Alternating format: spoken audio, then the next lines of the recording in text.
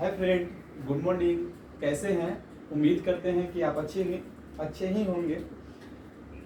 हम हम लोग आज जर्मनी के एकीकरण के फर्स्ट वीडियो में, मेरा वीडियो का फर्स्ट पार्ट में जर्मनी के एकीकरण के बारे में आधा बता दिए। अब जो आधा पार्ट बचा हुआ है, वो इस वीडियो में बताएंगे। तो पहले आप लोग क्या कीजिएगा कि जो पार्ट फर्स्ट है उस वीडियो को देख लीजिएगा, उसके बाद इसको दिखे तभी समझ में आएगा। तो हम चलिए स्टार्ट करते बिना देरी करते हुए। सेशन को लाइक कर दीजिएगा एंड शेयर कर दीजिएगा। आपका दोस्त शिशुपाल कुमार साई।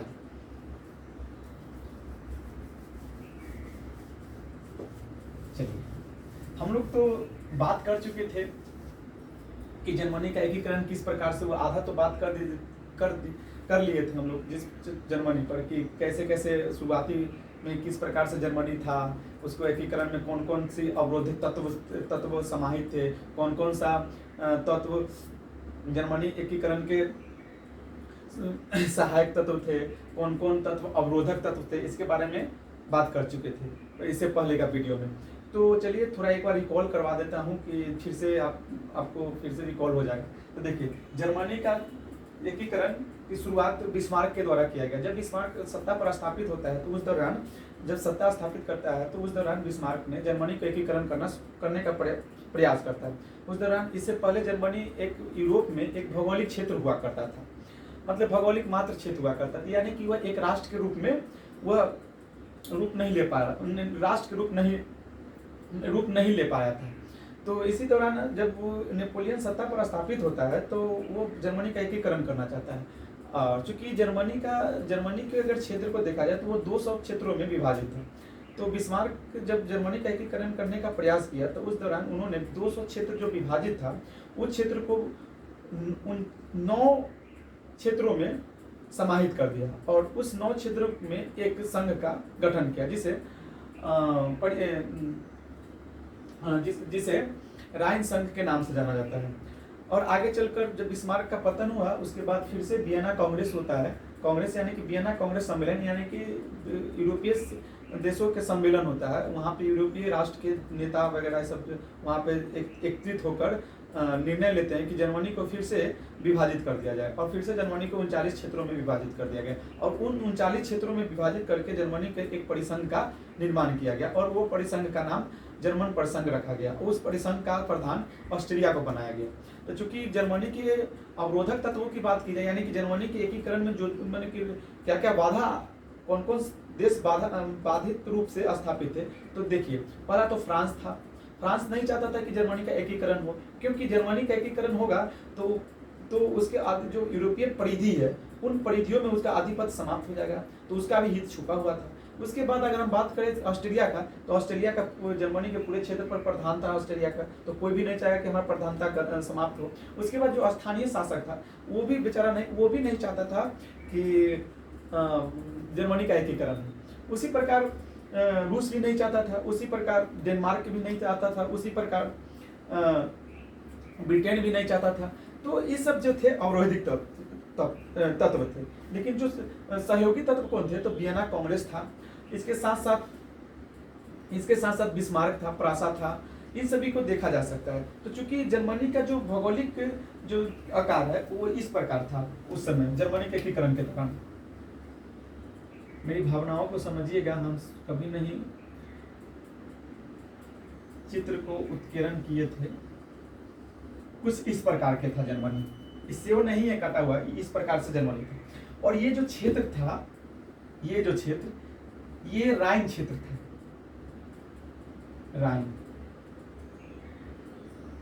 राइन क्षेत्र हुआ करता था।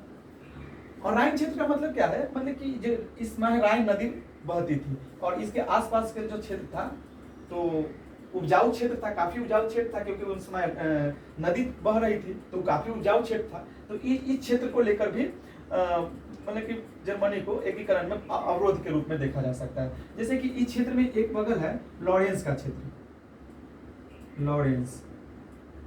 क्षेत्र, जिस पर फ्रांस का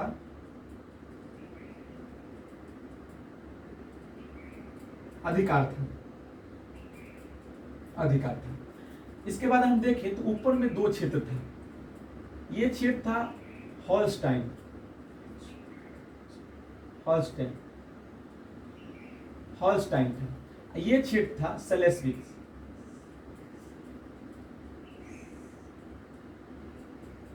सेलेस्विक का क्षेत्र था।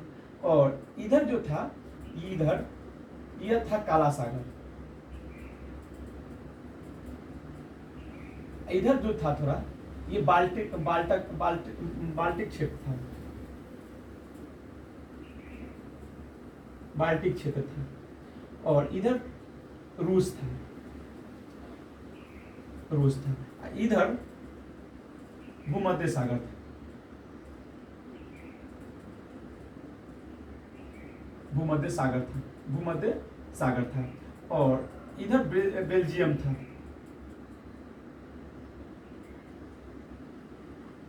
बेल्जियम था इतने। और इधर ब्रिटेन था, क्योंकि बेल्जियम के रक्षा का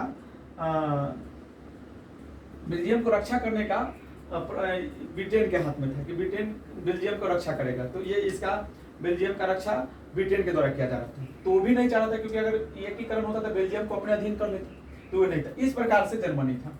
और जो फ्रांस था ये भी अवरोध तत्व थे, ये भी रूस भी अवरोध तत्व थे। इसके बाद यहाँ पे ऑस्ट्रिया था, ऑस्ट्रिया, ऑस्ट्रिया, ऑस्ट्रिया था, ये भी अवरोध तत्व थे, क्योंकि ऑस्ट्रेलिया इसका प्रधान हुआ करता था। तो चूंकि हुआ ये कि इसके पहले वीडियो में बता चुके हैं, तो सेडेवा का युद्ध में इस पर ऑस्ट्रेलिया का सेडेवा का युद्ध होता है और ऑस्ट्रेलिया उसमें पराजित होता है। उस दौरान सेडेवा प्रासा और ऑस्ट्रेलिया के बीच संधि होता है। और उस संधि जो होता है वो अपमानजनक संधि नहीं किया जाता ऑस्ट्रेलिया के साथ, मतलब एक अच्छा संधि किया जाता है, जिससे कि इसको हतोत्साहित नहीं होता है। क्योंकि बिस्मार्क जो था, वो बिस्मार्क जानता था कि ऑस्ट्रेलिया का भी काम है, इसलिए ऑस्ट्रेलिया को मतलब कि हट नहीं कर पाया, मैंने हट नहीं करा, यानी कि इसको दिल नहीं दुखाया। दिल दुखा जाता तो इसको नहीं आता ना, उसी प्रकार तो इसको अलग कर दिया था इस क्षेत्र में। अब बचा कौन? तो ये बिस्मार्क का इसमें देखिएगा विदेश नीति कितना प्रकार। ये जो था ये चाहता नहीं था कि यूरोप में माने हमें हमारे आसपास कोई शक्तिशाली राष्ट्र स्थापित हो जो कि जिससे कि हमें चुनौती की सामना करना पड़े। और इस दौरान लॉरेंस का क्षेत्र था वो इस पर आधारित था। अब भाई लॉरेंस का क्षेत्र लेना था तो बिस्मार्क क्या किया, इसको तटस्थ कर दिया, रूस को, ऑस्ट्रेलिया को तटस्थ कर दिया। ऑस्ट्रेलिया को बोला कि देखा तुम्हारे साथ हम अपमानजनक संधि नहीं किए थे, तुम इस युद्ध में नहीं आना, तुम इस युद्ध में हमें सहायता भी नहीं देना, तो विपक्ष को भी सहायता नहीं देना, तो इसको भी तटस्थ कर दिया। उसी प्रकार ब्रिटेन को भी तटस्थ कर दिया। तटस्थ करने का तात्पर्य है कि इस युद्ध में शामिल नहीं होने दिया और इसे अकेला कर दिया। उसके बाद यह युद्ध के लिए यही घोषणा किया। यह फ्रांस क्यों घोषणा किया? क्योंकि बिस्मार्क यह जब ऑस्ट्रेलिया सेडेवा का युद्ध हुआ था जिसमें ऑस्ट्रेलिया पराजित हुआ, उस दौरान इटली इधर है, इटली इधर है। तो इटली को कह दिया गया था कि तुम अपना एकीकरण करो और ऑस्ट्रेलिया का युद्ध हुआ। ऑस्ट्रेलिया जो क्षेत्र पर ऑस्ट्रेलिया का जो आधिपत्य इटली का जो क्षेत्र था उस पर था, तो इटली उस क्षेत्र पर अपना एकीकरण कर दिया। तो हुआ ये कि इसको बहुत अपमानजनक हुआ। क्यों? क्योंकि उस समय यह यूरोपीय परिधि में केंद्रित था, माने कि इसके बिना कोई भी यूरोप में नए राज्य की स्थापना नहीं कर सकता था, नहीं किसी को संधि कर सकता था, माने ये शक्तिशाली देश था। लेकिन बिस्मार्क ने अपनी नीतियों के कारण इससे पूछा भी नहीं और वह सब कुछ करते चलता गया। अब इसको अपने अधीन कर लिया बिस्मार्क। यह प्रासा में आ गया, तो ये प्रासा में आ गया। तो जिसके कारण यह अपमानजनक हुआ, जिस कारण यह अपने अपमानजनक बदला लेने के लिए यह प्रासा के साथ युद्ध करने के लिए घोषणा कर दिया, युद्ध की घोषणा कर दी। युद्ध की जब घोषणा किया तो क्या हुआ कि इसमें प्रासा के जीत होते हैं और प्रासा का जीत होता है इसके, और इसको इतना मतलब कि